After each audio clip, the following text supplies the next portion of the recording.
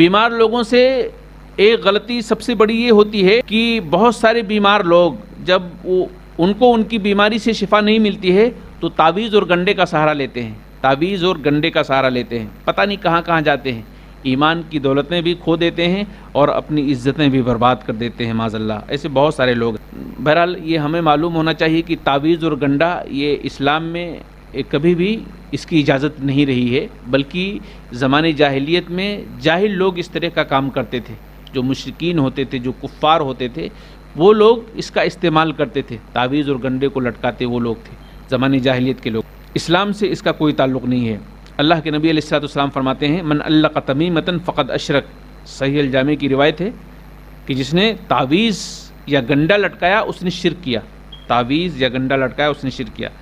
اسی طریقے سے ایک بہت مشہور واقعہ ہے، آپ جانتے ہیں کہ رسول اللہ صلی اللہ علیہ وسلم کے پاس ایک قافلہ آیا جس میں 10 افراد تھے، ایک قافلہ آیا جس میں 10 افراد تھے، آپ نے سبوں سے بیعت کی مگر ایک سے ہاتھ کھینچ لیا۔ لوگوں نے اس کی وجہ دریافت کی تو آپ علیہ الصلوۃ والسلام نے کہا کہ اس کے بازو میں تمیمہ ہے، گنڈا ہے، تو اس آدمی نے اپنے بازو سے تمیمہ کاٹ دیا، نکال کر کے پھینک دیا، پھر آپ نے اس سے بیعت کی۔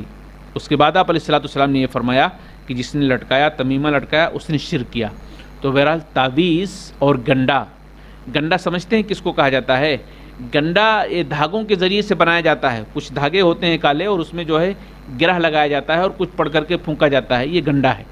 پہلے لوگ اسے بہت زیادہ استعمال کرتے تھے، تو اسلام میں اس کی بھی کوئی گنجائش نہیں ہے اور تعویذ کی بھی کوئی گنجائش نہیں ہے۔ بہت سارے لوگ کہتے ہیں کہ قرآن سے تعویذ ثابت ہے، قرآن سے کیسے تعویذ ثابت ہے؟ اللہ کے نبی علیہ الصلوۃ والسلام کے حوالے سے ایک روایت آتی ہے، لوگ اس کو جو ہے خود کنفیوز ہوتے ہیں اور دوسروں کو بھی کنفیوز کر دیتے ہیں۔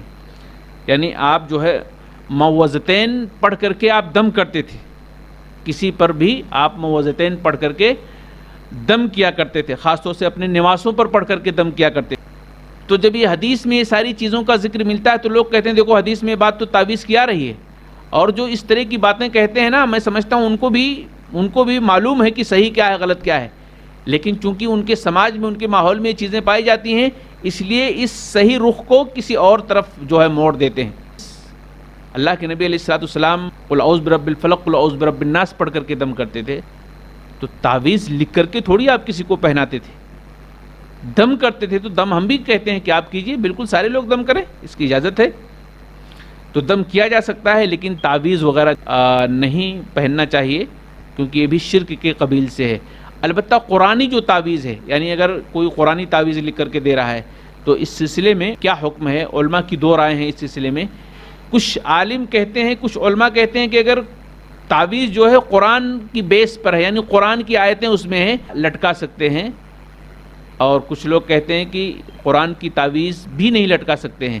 جو کہتے ہیں نہیں لٹکا سکتے ہیں وہ حق پر، ان کی رائے زیادہ بہتر ہے، اور انہی کی رائے پر ہم عمل بھی کرتے ہیں کہ تعویذ قرآن کی ہو یا غیر قرآن کی ہو۔ غیر قرآن کی تعویذ تو کوئی بھی حق نہیں کہتا، کوئی بھی صحیح نہیں کہتا ہے۔ قرآنی تعویذ کے بارے میں کچھ علماء ایسا کہتے ہیں، لیکن بہرحال ان کی رائے صحیح نہیں ہے۔ کیوں؟